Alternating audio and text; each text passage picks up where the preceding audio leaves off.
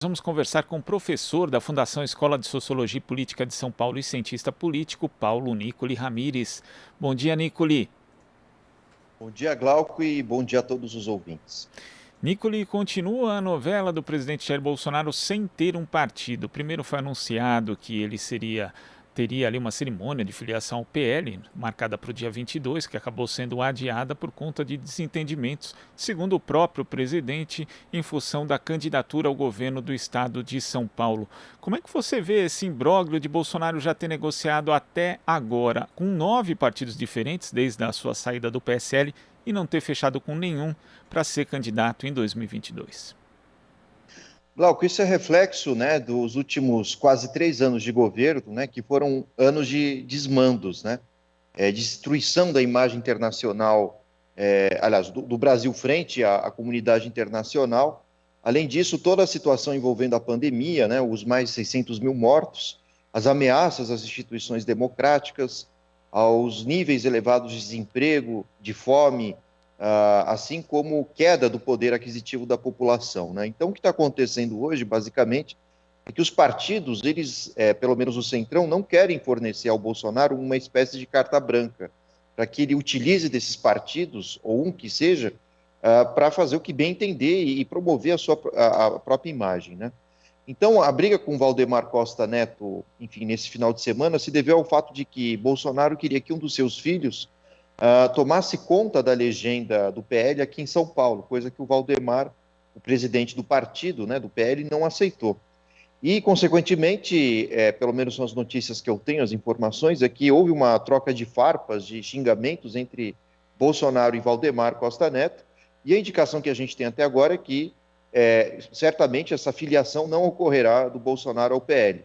O Valdemar, até de uma forma gentil, eu diria, chegou a comentar nas redes sociais que iria cancelar, né, ou pelo menos postergar a data de filiação do Bolsonaro, mas ao que tudo indica, o PL não será o local onde Bolsonaro irá consolidar a sua presença, né, para as eleições do ano que vem. Entanto, o que está acontecendo, de fato, agora no Brasil é a redução cada vez maior, né, do prazo de Bolsonaro para se filiar a um partido, né? Salvo engano, ele tem até mais ou menos março do ano que vem para ter uma filiação consolidada, e se não consolidar, ele não vai poder sequer participar das eleições. Isso traz um duplo cenário para o Bolsonaro, né? Por um lado, ele pode atacar mais uma vez a democracia, dizendo que não houve interesse dos partidos em torná-lo candidato, né, como se fosse uma forma de censura. E aí, o segundo cenário que pode ser que se consolide é o fato de que Bolsonaro não vá concorrer à eleição e talvez ele também tente atacar as instituições democráticas e tente agora com menor força tentar algum tipo de golpe, né? O fato é que Bolsonaro tentou minar a democracia de todas as formas possíveis, né? Atacando as demais instituições, principalmente o STF, o Congresso até certo ponto, quando o Rodrigo Maia ainda era presidente, atacou o sistema eleitoral, também não deu certo, atacou a vigência do próprio regime democrático, né, com 7 de setembro desse ano, também não conseguiu levar adiante essa tentativa, né, que acabou sendo frustrada de golpe, e isso vai ilustrando como cada vez mais Bolsonaro se torna uma figura patética, isolada, sem capacidade, né, de unir partidos à sua volta, perde a popularidade, né?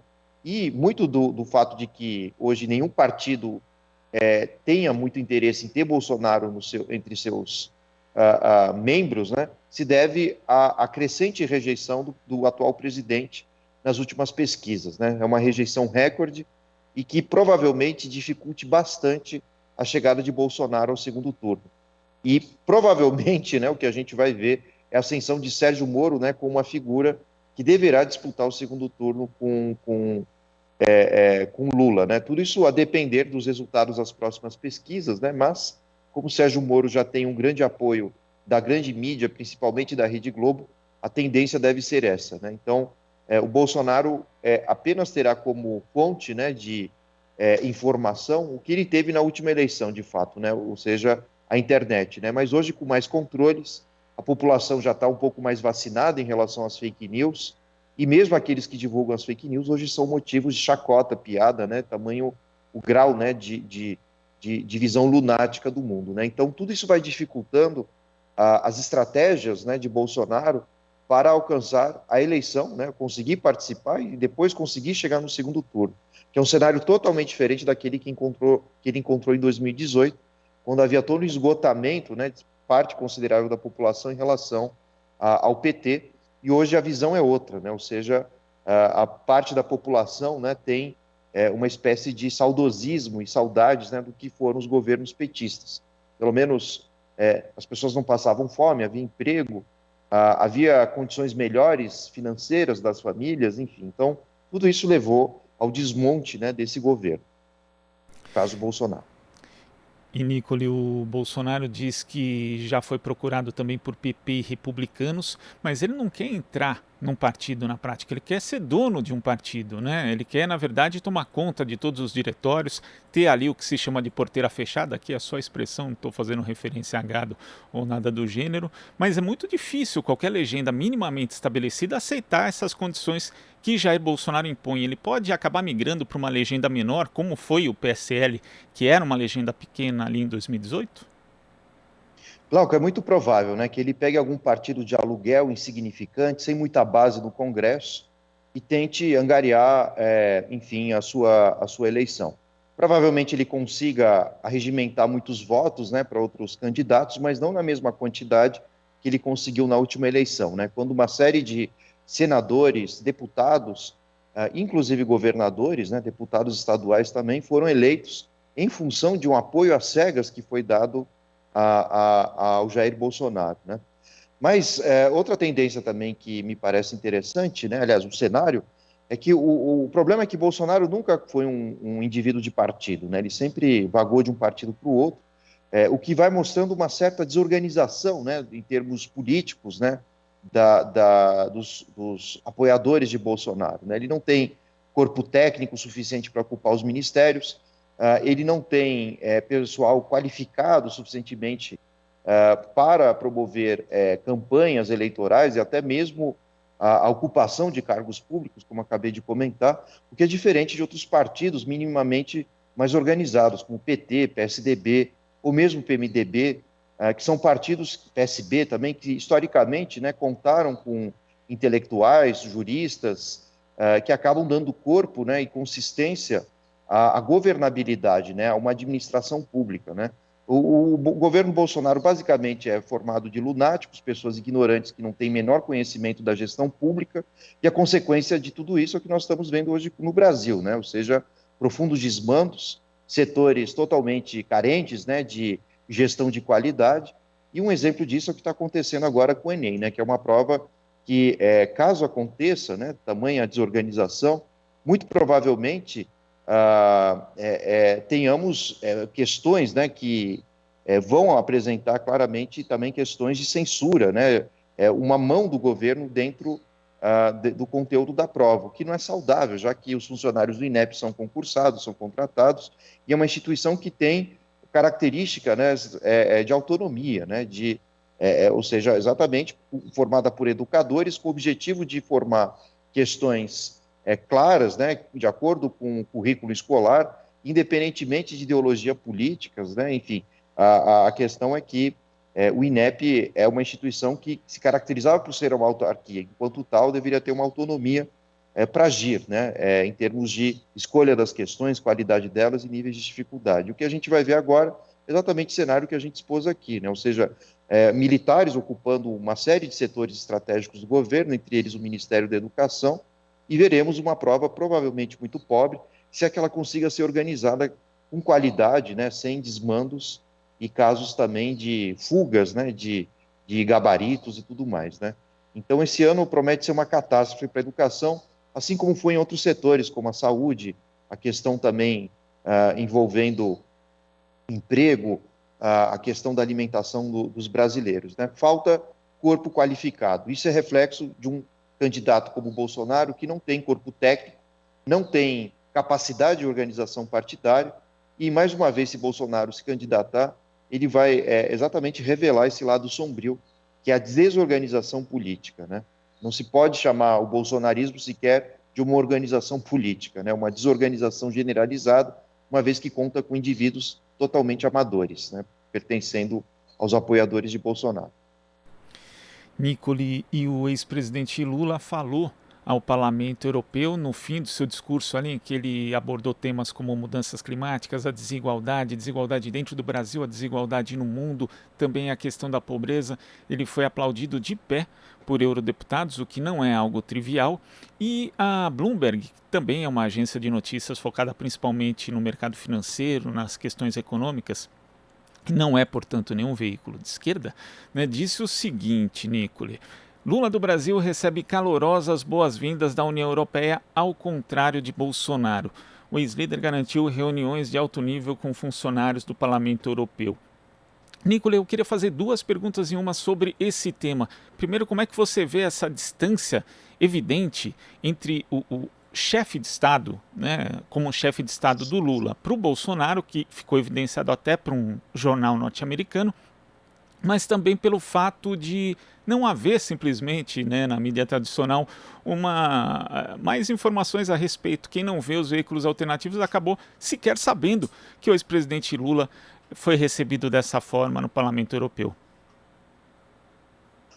Bom, o Lula está num tour internacional, digamos assim, pela Europa, né, com o objetivo de conquistar apoio político, né, principalmente das sociais-democracias, agora recém-eleita na Alemanha, por exemplo, né, ele tem, aliás, na agenda dele há uma série de viagens na Inglaterra, na França, né, atrás de partidos trabalhistas, partidos voltados às questões enfim, que dizem respeito às questões mais sociais, políticas, né? Mas, enfim, o que acontece, então, com a imagem do Lula, né? O Lula, ele, na última década, aliás, há 2 décadas atrás, no início desse século, ele foi ovacionado mundo afora pelo fato de ter tirado milhares de pessoas da miséria com programas de alimentação. Ele conseguiu também promover a ascensão econômica de milhares de brasileiros, reduziu o desemprego, ele e a Dilma, e, consequentemente, isso valorizou a imagem do Brasil no cenário internacional, né? O Lula é visto como um estadista, e o discurso de ontem no Parlamento Europeu foi um reflexo disso, né? O respeito e a credibilidade que os governos petistas conquistaram, tamanha capacidade de articulação, não só interna no Brasil, mas também externa, fechando negócios, né? Ampliando os negócios brasileiros, né? Atraindo investimentos. Então, a viagem de Lula também não foi apenas para agradar a esquerda europeia, né, mas também para atrair investidores, né, ao Brasil, né? E é muito certo que o próximo ano seja um ano economicamente perdido devido às eleições, e boa parte do mercado, né, internacional espera o resultado das eleições para poder investir ou não no Brasil. O fato é que, mantendo-se a Bolsonaro no poder, caso ele seja reeleito, eu acredito que seja uma chance muito remota, a tendência é que mais investimentos saiam do país, né?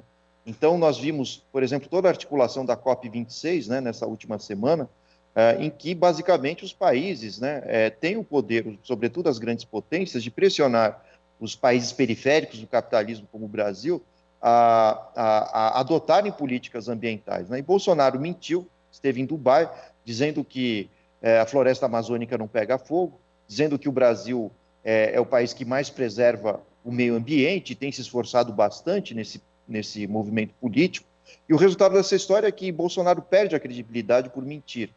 E isso alavanca, ao mesmo tempo, a imagem de Lula, que apresenta uma imagem e um discurso mais apaziguador, capaz de, politicamente, né, promover consensos, né, como a questão do meio ambiente, como a questão da redução da fome, da miséria, do desemprego, e óbvio que isso atrai muito mais investimentos do que as posições bolsonaristas, né, que são de antissistema, são de negacionismos, né? E a consequência de todo esse fenômeno é que Bolsonaro é uma figura cada vez menos aceita no cenário internacional, né? Vista como uma figura patética, motivos de piadas em vários programas de TV, telejornais, mundo afora.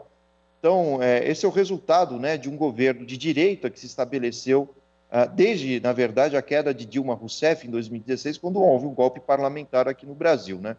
Com desculpas bem esfarrapadas, né, de supostas pedaladas fiscais, e hoje a gente vê o resultado de um governo Bolsonaro metido em questões de genocídio, de charlatanismo, com remédios falsos, enfim, crimes contra a humanidade, e uma série de desmandos no setor ambiental, na área da saúde, entre outros setores, que têm alavancado uma imagem cada vez mais negativa do país, né? Resultado dessa história, o Lula se fortalece como candidato. No Brasil, a direita hoje ela está fragmentada, né, inclusive com vários candidatos para a terceira via. Isso fortalece cada vez mais a imagem de Lula internamente também, né? Então, uma vez que ele foi absolvido, né, no STF, uma vez que se demonstrou também o caso de suspeição de Moro em relação ao Lula, a tendência é que ele se fortaleça cada vez mais e tenha muitas possibilidades de vencer, inclusive no primeiro turno, né? A agência Vox Populi, né, fez uma pesquisa na semana passada demonstrando exatamente esse cenário, né, que quanto mais essa direita se fragmenta, quanto mais começam a troca de farpas, né, entre Bolsonaro, Sérgio Moro e outros candidatos possíveis, né, ali como terceira via, isso tende a fortalecer cada vez mais a imagem de Lula. Uma coisa que eu queria chamar a atenção também no discurso de Lula ontem no Parlamento Europeu foi o fato de que ele escolheu um momento simbólico e muito importante, né, para atacar o governo Bolsonaro, né, o acusando de negacionismo, acusando também de crimes contra a humanidade e crimes ambientais. Mas o que a gente tem visto aqui no Brasil é o Lula evitando, né, apesar de dar uma entrevista aqui e acolá, mas não um grande discurso como ontem, né, sintético, resumindo todas as questões que envolvem os problemas brasileiros nos últimos 2 anos, mas o Lula escolheu um momento estratégico, né, que foi falar frente ao Parlamento Europeu, foi aplaudido. Isso traz, claro, né, uma supervalorização da sua imagem, né, política, uma vez que ele pontuou o momento exato, né, de falar para a comunidade internacional, em que ele foi ovacionado, foi aplaudido, em que se demonstrou quais seriam as suas próximas propostas, caso seja eleito, né, de voltar a reduzir a miséria, gerar emprego, e óbvio que emprego, política industrial, políticas de inovações tecnológicas atraem o mercado internacional. E Lula já tem credibilidade suficiente no cenário internacional para atrair esses investimentos. Né? O que é necessário ainda o Brasil passar é por uma mudança de mentalidade no nosso empresariado, né? Que a todo custo fez de tudo, né, para que os governos petistas fossem retirados do poder, e a consequência desse golpe que houve em 2016 e um ataque às cegas, né, seguindo tendências da Rede Globo e também do Sérgio Moro, que também às cegas e com provas duvidosas atacavam o Lula, né, acabaram também prejudicando a imagem do país. Bom, então o que a gente tem para o próximo ano é o Lula fortalecido e a direita enfraquecida para o cenário eleitoral de 2022. Nicoli, queria agradecer a sua participação aqui no Jornal Brasil Atual e até a próxima. Muito obrigado, Glauco, e boa semana a todos. Boa semana. Nós conversamos aqui com o professor da Fundação Escola de Sociologia e Política de São Paulo e cientista político Paulo Nicoli Ramires. Você está ouvindo Jornal Brasil Atual. As notícias que os outros não dão.